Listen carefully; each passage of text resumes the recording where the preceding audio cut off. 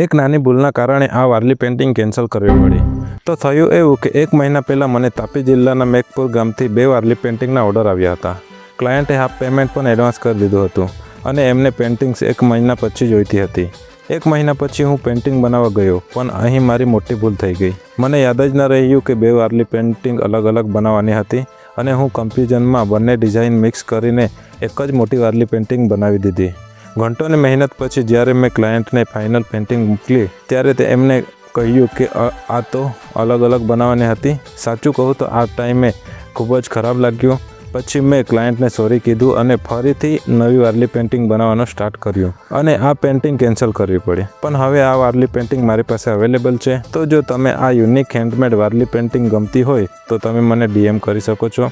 અને જો તમે મારો વિડીયો પહેલી વાર જોઈ રહ્યા હોય તો ફોલો કરવાનું ભૂલતા નહીં, કેમ કે આવી જ રિયલ આર્ટ સ્ટોરી અને હેન્ડમેડ આર્ટવર્ક્સ તમને અહીં જોવા મળશે. Thank you.